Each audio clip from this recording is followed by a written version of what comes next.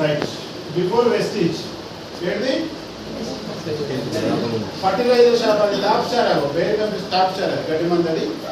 ఇది before Vestige. నేను నాది ఫర్టిలైజర్ షాపు, నేను వేరే కంపెనీ డిస్ట్రిబ్యూటర్ని, పెద్ద డీలర్ని. ఓకే, మంచి షాపు. మా బాబు, మా అమ్మ, మా మిస్సెస్, నేను, మా అప్లైన్, గ్రేట్ అప్లైన్, వాళ్ళ మిస్సెస్, ఇదే మా డౌన్ లైన్. ఇది నా ఫ్యామిలీ, ఇది మా మిస్సెస్, ఇది నేను, మా అమ్మ, మా బాబు. కియా కార్స్ కారు, దీనికి 20 lakhs అండి, 20 లక్షల కారు తీసుకున్నాను వెస్టింగ్ పొజిషన్. నేను ఆల్రెడీ ఈ బిజినెస్లో లాస్ అయినా, కరోనా అప్పుడు బాగా లాస్ అయ్యి దగ్గర 40 లక్షల అప్పు అయింది. 40 లక్షల అప్పు తెరవకుంటే ఒక 20-25 నెలలు జేబులకి కిరాయి కట్టాను. జేబులకి కాదు, అప్పు తెచ్చి కిరాయి కట్టి అడ్జస్ట్మెంట్ చేసి ఇటు అటు ఇటు.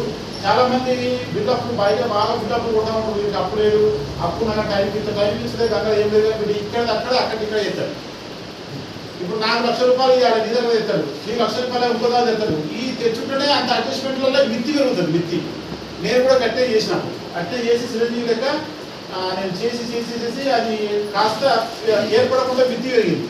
మిత్తి పెరిగి 40 లక్షలు వచ్చి కూర్చుంది అప్పు. 40 లక్షల అప్పు నా వెనక మండుదాన్ని వెనక. మరి నేను మెసేజ్ చేయాలంటే బలమైన కారణం ఉందా లేదా? ఖతర్నాక్ కారణం ఉంది. వెనకాల మంట గట్టి ఉంది, అప్లోడ్ నూపుతాను వెనకంటే. మరి ఏం చేయాలి? నేను కంపల్సరీ పని చేయాలి. పని చేద్దామంటే బయట సొసైటీలో నాకున్న చదువుకు నాకు ఎవడు 10,000 రూపాయలు ఇచ్చే దిక్కు లేదు. నన్ను ఎవడు కానాలి బయటకు పోతే, నేను టీచర్ని కాకపోతే. నేను భార్య ఏ పని చేసినా భార్య పిల్లలు చదువు మందం పుట్టకూటి మందం అవుతుంది తప్ప అప్పు కట్టే ప్రసక్తి లేదు. నా దగ్గర ఆస్తులు లేవు. ఫస్ట్ ఆస్తులన్నీ దీనికే పీకినాయి. ఇక చేసి దాదాపు అన్ని అడుగు పొడుగు మా బాబాబు దేవంతా తీసాను.